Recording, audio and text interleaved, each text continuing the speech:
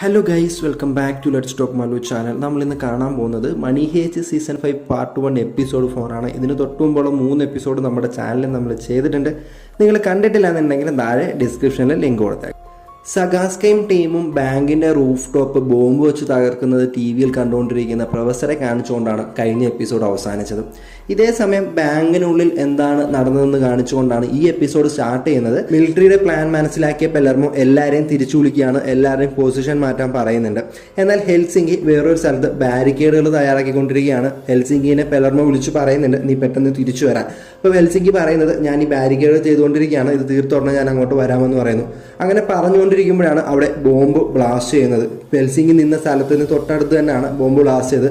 അതുകൊണ്ട് തന്നെ അതിന്റെ സ്ഫോടനത്തിൽ ഹെൽസിങ്കി തെറിച്ചു വീഴുകയാണ്. ഹെൽസിങ്കിന്റെ കാലിൽ ഒരു ഭീമാകാരമായ തൂണ് വന്ന് വീഴുകയാണ്. ഈ തൂണ് വീണ വേദനയിൽ ഹെൽസിങ്കി ഉറക്കെ കരയാണ്. ഈ കരച്ചിൽ പെലർമോ കേൾക്കുന്നുണ്ട്. പെലർമോ പെട്ടെന്ന് ടെൻഷനായിട്ട് ഹെൽസിങ്കിനെ കോൺടാക്ട് ചെയ്യാണ്. ഞാൻ ഉടനെ നിന്റെ അടുത്തോട്ട് വരും, പെട്ടെന്ന് വരും എന്നൊക്കെ പറഞ്ഞിട്ട് ഹെൽസിങ്കി അങ്ങോട്ട് പോവുകയാണ്. പെലർമോക്ക് ഹെൽസിങ്കിയോട് ഒരു പ്രത്യേക താല്പര്യമുണ്ട്. ഈ സീസൺ മുഴുവൻ കണ്ടവർക്ക് അറിയാം, ഹെൽസിങ്കിയും പെലർമോയും ലവേഴ്സാണ്. അപ്പം ഈ സമയത്താണ് പ്രൊഫസർ ഈ ബോംബ് ബ്ലാസ്റ്റ് ടി വിയിലൂടെ കണ്ടുകൊണ്ടിരിക്കുന്നത്. കാണുന്ന പ്രൊഫസർ പെട്ടെന്ന് തന്നെ ആക്ഷനിലോട്ട് കടക്കുകയാണ്. പെട്ടെന്ന് തന്നെ എല്ലാവരെയും കോൺടാക്ട് ചെയ്യുന്നു, എല്ലാവരുടെയും പൊസിഷൻ ചോദിച്ചറിയാണ്. പ്രൊഫസർ ക്വിക്കായിട്ട് തന്നെ ഒരു പ്ലാൻ തയ്യാറാക്കുന്നുണ്ട്. ബൊഗോട്ടോയും റിയോയും പെലർമോയും കൂടി ഒരു വശത്തുകൂടി ഹെൽസിങ്കിത്തോട്ട് പോയിക്കൊണ്ടിരിക്കുകയാണ്. മറ്റൊരു വശത്തുകൂടി അറ്റാക്ക് ചെയ്യാനായിട്ട് ലിസ്ബണും സ്റ്റോക്ക്ഹോമും പോകുന്നുണ്ട്. ഇതേ സമയം ആർമിയെ പുറയിൽ നിന്ന് അറ്റാക്ക് ചെയ്യാൻ വേണ്ടിയിട്ട് ടോക്കിയോയും മൻലയും ഡെൻവറും കൂടെ റൂഫ് ടോപ്പിലോട്ട് പോയിക്കൊണ്ടിരിക്കുകയാണ്. പെട്ടെന്ന് തന്നെ അവരെ പ്രൊഫസർ തടയുകയാണ്. കാരണം എന്താണെന്ന് വെച്ച് കഴിഞ്ഞാൽ പുറത്ത് 100 കണക്കിന് സ്നൈപ്പറുകൾ ആര് വെളി വന്നാലും ഷൂട്ട് ചെയ്യാൻ വേണ്ടിയിട്ട് തയ്യാറായിട്ട് നിൽക്കുകയാണ്. അപ്പോൾ അവർ സ്നൈപ്പറെല്ലാം വെട്ടിച്ച് വേണം അവർക്ക് അങ്ങോട്ട് പോകാൻ വേണ്ടിയിട്ട്. അതിന് പ്രൊഫസർ ഒരു പ്ലാൻ തയ്യാറാക്കുകയാണ്. പ്രൊഫസർ അവരോട് ബാക്കിയുള്ള കുറച്ച് ഹോസ്റ്റേഴ്സിനെ അങ്ങോട്ട് കൂട്ടിക്കൊണ്ടുവരാൻ പറയുന്നു. ഇതേ സമയം മിലിറ്ററി ആ ബ്ലാസ്റ്റ് ചെയ്ത സ്ഥലത്തുകൂടി ആ ബിൽഡിങ്ങിനകത്തോട്ട് കടക്കുകയാണ്. അവർ നേരെ കടക്കുന്നത് ഹെൽസിങ്കി കിടക്കുന്ന സ്ഥലത്താണ്. ഇവരെ ഹെൽസിങ്കി കാണുന്നുണ്ട്. തൻ്റെ കയ്യിലിരിക്കുന്ന ഗണ്ണ് ഉപയോഗിച്ച് അവർക്കെതിരെ ഹെൽസിങ്കി ഫയർ ചെയ്യണം.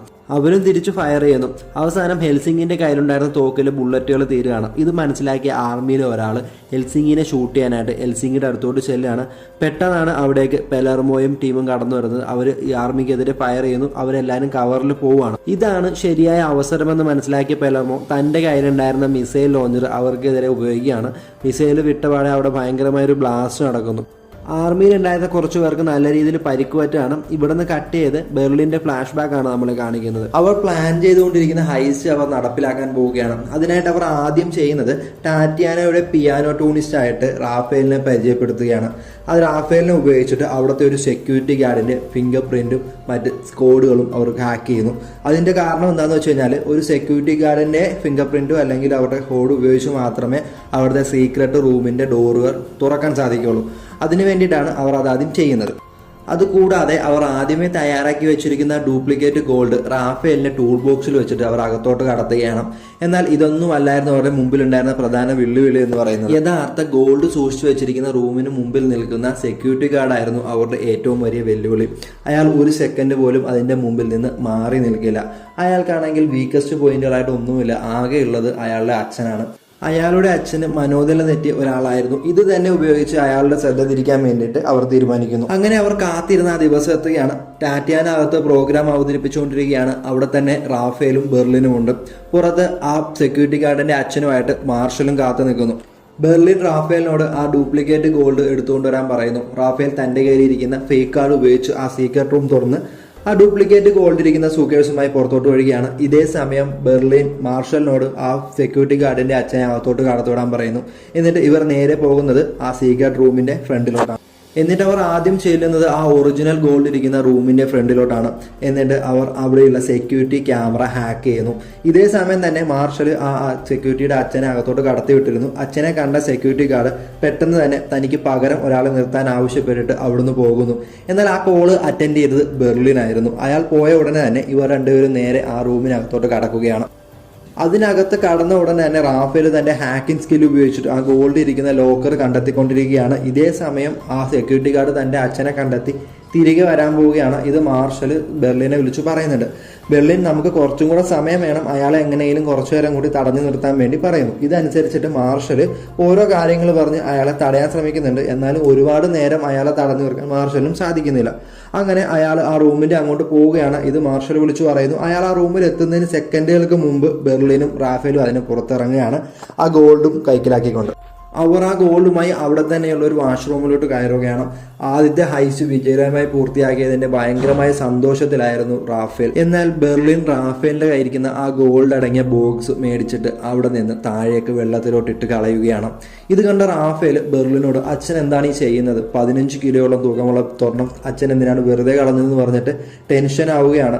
അപ്പോഴാണ് ബെർലിൻ റാഫേലിനോട് പറയുന്നത്, ഒരു കള്ളന് മാത്രമേ തൻ്റേതല്ലാത്തൊരു വസ്തു തൻ്റെ കയ്യിൽ നിന്ന് നഷ്ടപ്പെടുമ്പോൾ വിഷമം ഉണ്ടാവുകയുള്ളൂ. ആ വിഷമം നിനക്ക് ഇപ്പോഴുണ്ട്, അതുകൊണ്ട് നീയും ഞങ്ങളിലൊരുത്തനാണ് എന്ന് പറയുന്നു. ഇതെല്ലാം കേട്ട് റാഫേൽ ആകെ സങ്കടപ്പെടുകയാണ്. ഇത്രയും കഷ്ടപ്പെട്ട് നേടിയ ആ സ്വർണം വെറുതെ നഷ്ടപ്പെടുത്തി കളഞ്ഞതിൽ റാഫേലിന് ഭയങ്കര സങ്കടമുണ്ട്. അങ്ങനെ അവർ അവിടുന്ന് പുറത്ത് കടക്കുകയാണ്. അതിനുശേഷം അവിടെ ഒരു ബോട്ടിലൂടെ സഞ്ചരിച്ചു പോവുകയാണ്. എല്ലാവരും നല്ല ഹാപ്പി ആയിട്ടിരിക്കുന്നു. റാഫേൽ മാത്രം ഭയങ്കര സാഡായിട്ടിരിക്കുകയാണ്. നിങ്ങളൊരു കാര്യം ശ്രദ്ധിച്ചോന്ന് എനിക്കറിയത്തില്ല, ഈ ഹൈസ് പ്ലാൻ ചെയ്യുന്ന സമയത്ത് എല്ലായിടത്തും ബൊഗോട്ട ഉണ്ടായിരുന്നു. എന്നാൽ ഈ ഹൈസ് നടപ്പിലാക്കുന്ന സമയത്ത് എവിടെയും നമുക്ക് ബൊഗോട്ടനെ കാണാൻ സാധിക്കുന്നില്ല. ബൊഗോട്ടോ എവിടെ പോയി? ബൊഗോട്ടനെ ഇവിടെ ഒഴിവാക്കിയതാണോ എന്നറിയില്ല, നമുക്ക് നോക്കാം. ഇവരങ്ങനെ ആ ബോട്ടിലൂടെ സഞ്ചരിച്ചുകൊണ്ടിരിക്കുകയാണ്. അവരൊരു ബ്രിഡ്ജിന്റെ താഴത്ത് എത്താറാവുമ്പോൾ അവിടെ എന്തോ ഒന്ന് കിടക്കുന്നതായിട്ട് കാണിക്കുന്നുണ്ട്. ഒരു ലൈറ്റ് സിഗ്നലൊക്കെ കൊടുക്കുന്ന ഒരു സംഭവം ഞാൻ അവിടെ കിടപ്പുണ്ട്. അതിനടുത്ത് എത്തിയതും പെട്ടെന്ന് ഒരാൾ ഒരു ബോക്സുമായിട്ട് വെള്ളത്തിൽ നിന്ന് ചാടി ബോട്ടിലോട്ട് വീഴുകയാണ്. അത് വേറെ ആരും അല്ലായിരുന്നു, ബൊഗോട്ടോ ആയിരുന്നു. ഇതും ബെർലിന്റെ ഒരു പ്ലാൻ ആയിരുന്നു. കാരണം അത്രയും സെക്യൂരിറ്റി ഉള്ള അതിന്റെ അകത്ത് നിന്ന് ആ സ്വർണവുമായി പുറത്തോട്ട് കടക്കുക അത്ര നിസ്സാരമല്ലായിരുന്നു. അതിനു വേണ്ടിയിട്ട് ഇവർ കണ്ടെത്തിയ പ്ലാൻ ആയിരുന്നു ഇത്. സ്വർണം കണ്ട റാഫേലിന് ഭയങ്കരമായിട്ട് സന്തോഷമാണ്. റാഫേലിനോട് ബെർലിൻ ഒരു കാര്യം കൂടി പറയുന്നുണ്ട്, നിനക്ക് എന്താണോ ആവശ്യം അത് ഉള്ളിടത്ത് നിന്ന് നീ എടുക്കുക, അതാണ് ഈ ലോകത്തിന്റെ നിയമം എന്ന് പറയുന്നു. ഇത് കേട്ട റാഫേൽ നേരെ നോക്കുന്നത് ടാറ്റ്യാനയാണ്. ടാറ്റ്യാനെ റാഫേലിന് ഒരു നൈസ് ലുക്ക് വിടുന്നുണ്ട്. അവിടെ സീൻ കട്ട് ചെയ്ത് നേരെ പ്രസന്റ് ആണ് കാണിക്കുന്നത്. ആ മിസൈൽ ബ്ലാസ്റ്റിന് ശേഷം മിലിറ്ററി ഫോഴ്സിലെ കുറെ പേർക്ക് നല്ല രീതിയിൽ പരിക്ക് പറ്റിയിട്ടുണ്ട്. ഈ ഒരു ഗ്യാപ്പ് ഉപയോഗിച്ചിട്ട് പെലർമോയും ടീമും ഹെൽസിംഗിന്റെ അടുത്തോട്ട് ചെല്ലുകയാണ്. ഹെൽസിംഗിന്റെ അടുത്ത് നിൽക്കുന്ന ആ ഭീം പൊക്കി മാറ്റാൻ ശ്രമിക്കുന്നുണ്ട്. എന്നാൽ അത് അവർക്ക് സാധിക്കുന്നില്ല. കാരണം എന്താണെന്ന് വെച്ച് കഴിഞ്ഞാൽ 2 ടണ്ണോളം ഭാരമുള്ള ഒരു മാർബിൾ പ്രതിമയാണ് ഹെൽസിംഗിയുടെ കാലിൽ മറിഞ്ഞുകൊണ്ട് കിടക്കുന്നത്. അത് പൊക്കി മാറ്റുക എന്ന് പറയുന്നത് അസാധ്യമാണ്. പ്രതിമ വീണത് കൊണ്ട് തന്നെ ഹെൽസിംഗിന്റെ കാലിൽ ഭയങ്കരമായ ഒരു മുറിവ് ഉണ്ടായിട്ടുണ്ട്. ആ മുറിവിലൂടെ നല്ല രീതിയിൽ ബ്ലഡ് പോകുന്നുണ്ട്. ഹെൽസിംഗി പറയുന്നുണ്ട്, എൻ്റെ കാല് മുറിച്ചു മാറ്റി നിങ്ങൾ തന്നെ ഇതിൽ നിന്ന് എടുത്തോ, എന്തായാലും ഹോസ്പിറ്റലിൽ പോവുകയാണെങ്കിൽ പോലും അവർ ഈ കാല് മുറിച്ചു മാറ്റുക അല്ലാതെ വേറെ വഴിയൊന്നുമില്ല എന്ന് പറയുന്നുണ്ട്. ഇത് ബൊഗോട്ടോയും സമ്മതിക്കുന്നുണ്ട്, അത് നമുക്ക് ചെയ്യാമെന്ന് പറയുന്നുണ്ട്. എന്നാൽ പെലോർമോ അതിനൊട്ടും സമ്മതിക്കുന്നില്ല. സ്ട്രോങ് ആയിട്ടുള്ള ലിവർ പോലെ എന്തെങ്കിലും കിട്ടുകയാണെന്നുണ്ടെങ്കിൽ ഇത് നിസാരമായിട്ട് തള്ളി മാറ്റാൻ സാധിക്കുമെന്നും അതുവഴി ഹെൽസിംഗിനെ രക്ഷപ്പെടുത്താൻ സാധിക്കുമെന്നും പെലോർമോ പറയുന്നു. അപ്പോഴാണ് റിയോ ദൂരത്തുള്ള ഒരു തൂണ് കാണിച്ചു കൊടുക്കുന്നത്. അത് ഇവർക്ക് കറക്റ്റ് ആയിരുന്നു. എന്നാൽ അത് എടുക്കത്ര നിസ്സാരമല്ലായിരുന്നു. കാര്യം ഇവർ ഒന്ന് ജസ്റ്റ് അവിടെ നിന്ന് മാറിയാൽ തന്നെ മിലിറ്ററി ഇവരെ ഫയർ ചെയ്യുമായിരുന്നു. അപ്പോൾ ഇവർക്കൊരു കവർ ഫയറിനായിട്ട് പെലോർമോ സ്റ്റോക്ക്ഹോമിനെയും ലിസ്ബണെയും വിളിക്കുകയാണ്. അവർ അങ്ങോട്ട് ചെന്നുകൊണ്ടിരിക്കുകയാണ്. ഇതേ സമയം ടോക്കിയോയും ടീമും പ്രൊഫസറുടെ പ്ലാൻ പ്രകാരം ഹോസ്റ്റേജസുകളെ റൂഫ് ടോപ്പിലോട്ട് തുറന്നുവിടാൻ പോവുകയാണ്. സഗാസ്ക ടമായെ കോണ്ടാക്ട് ചെയ്ത് അവിടെ ഉണ്ടായ സംഭവങ്ങളെക്കുറിച്ച് പറയുന്നു. ടമായ ഒരു ബോംബ് സ്ക്വാഡിനകത്തോട്ട് അയക്കാൻ തീരുമാനിക്കുകയാണ്. അങ്ങനെ അടുത്ത സ്ക്വാഡ് അവരെ അറ്റാക്ക് ചെയ്യാനായിട്ട് ഗ്രൗണ്ട് ഫ്ലോറിലോട്ട് കടക്കാൻ പോവുകയാണ്. അതിനുള്ള തയ്യാറെടുപ്പുകൾ അവർ നടത്തിക്കൊണ്ടിരിക്കുന്നു. ഇത് TV ന്യൂസിലൂടെ കണ്ടുകൊണ്ടിരിക്കുകയാണ് മാർഷലും പ്രൊഫസറും. ഇനി ഒരു അറ്റാക്ക് കൂടെ ഉണ്ടാകുകയാണെന്നുണ്ടെങ്കിൽ അകത്തുള്ളവർക്ക് പിടിച്ചു നിൽക്കാൻ സാധിക്കത്തില്ലെന്ന് പ്രൊഫസർക്ക് നല്ല രീതിയിൽ അറിയാമായിരുന്നു. പ്രൊഫസർ എന്ത് ചെയ്യണമെന്ന് ആലോചിച്ചിരിക്കുമ്പോഴാണ് ലിസ്ബൺ ഒരു കാര്യം പറയുന്നത്. അവർ അർട്ടൂറോയുടെ കൂടെ ഗവർണറെ റിലീസ് ചെയ്തത് വേറൊന്നും കൊണ്ടല്ല, ഗവർണറുടെ കയ്യിൽ ഒരു വിലങ്ങിട്ടിട്ടാണ് അവർ വിട്ടത്. ആ വിലങ്ങിനകത്ത് അവർ ഒരു മൈക്ക് ഘടിപ്പിച്ചിട്ടുണ്ടായിരുന്നു. അതുകൊണ്ട് തന്നെ ടമായോ അതിനകത്തിരുന്ന് പ്ലാൻ ചെയ്തതെല്ലാം, അതായത് അലീഷ്യനെ കള്ളക്കേസിൽ കുടുക്കിയതും ഈ ഹെയ്സ് ടീമിന്റെ തലയിൽ കൊലക്കുറ്റം ഇടാനൊക്കെ പ്ലാൻ ചെയ്തതും എല്ലാം അതിൽ റെക്കോർഡായിട്ടുണ്ട്. അത് ഉപയോഗിച്ചിട്ട് ടമായോനെ നമുക്ക് ബ്ലാക്ക് മെയിൽ ചെയ്യാമെന്ന് പറയുന്നു. ഇതേ സമയം തന്നെ ലിസ്ബണും സ്റ്റോക്ക്ഹോമും പെലോർമോയുടെ എതിർവശം എത്തിച്ചേർന്നിരുന്നു. അവരവിടെ ചെന്നപാടെ തന്നെ സ്മോക്കുകൾ വലിച്ചെറിയാണ്. എന്നിട്ട് മിലിറ്ററിക്കെതിരെ ഫയർ ചെയ്യുന്നു. ഈ ഒരു ടൈം ഗ്യാപ്പ് ഉപയോഗിച്ചിട്ട് ബൊഗോട്ടോയും റിയോയും കൂടി അവർ നേരത്തെ കണ്ട ആ തൂണ് വലിച്ചെടുക്കാൻ ശ്രമിച്ചുകൊണ്ടിരിക്കുകയാണ്. ഇതേ സമയം ടോക്കിയോയും ഡെൻവറും എല്ലാം ഹോസ്റ്റേജസുകളെ റൂഫ് ടോപ്പിലോട്ട് തുറന്നുവിടാൻ പോവുകയാണ്.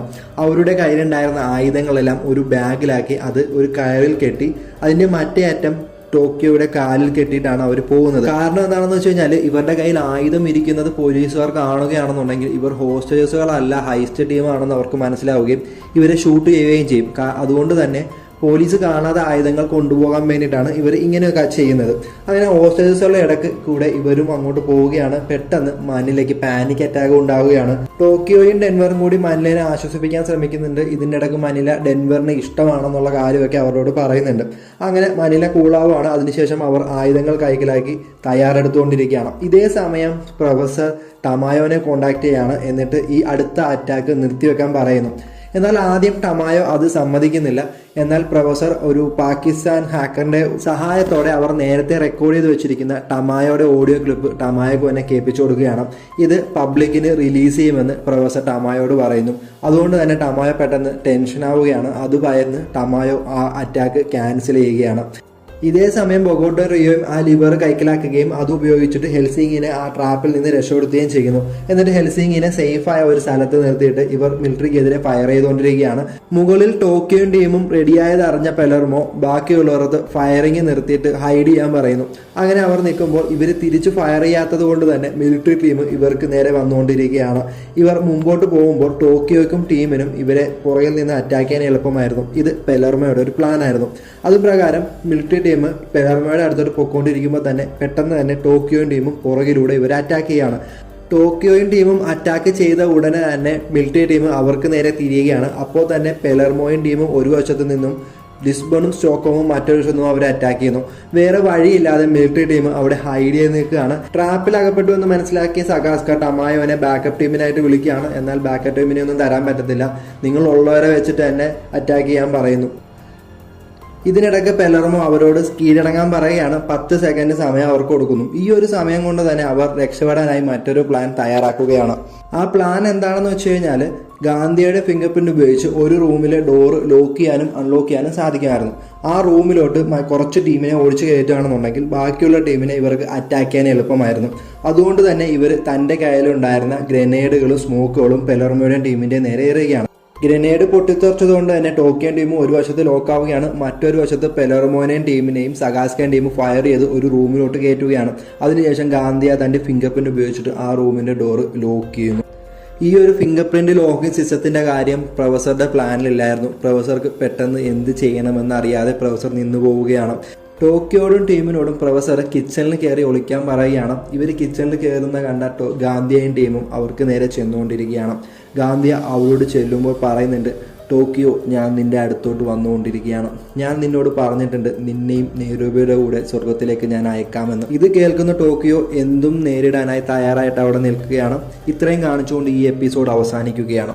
ഗാന്ധിയുടെയും ടീമിൻ്റെയും കയ്യിൽ നിന്ന് ടോക്കിയോക്ക് രക്ഷപ്പെടാൻ സാധിക്കുമോ എന്താണെന്നുള്ളത് നമുക്ക് അടുത്ത എപ്പിസോഡിൽ കാണാവുന്നതാണ്. അടുത്ത എപ്പിസോഡ് നമ്മൾ ഉടനെ തന്നെ അപ്ലോഡ് ചെയ്യുന്നതായിരിക്കും. ഈ വീഡിയോ നിങ്ങൾക്ക് ഇഷ്ടപ്പെട്ടുവെങ്കിൽ ലൈക്ക് ചെയ്യുക, ഇഷ്ടപ്പെട്ടില്ലെങ്കിൽ ഡിസ്ലൈക്ക് ചെയ്യുക. നിങ്ങളുടെ അഭിപ്രായങ്ങൾ കമൻറ്റായി രേഖപ്പെടുത്തുക. അപ്പോൾ താങ്ക് യു ഫോർ വാച്ചിങ്.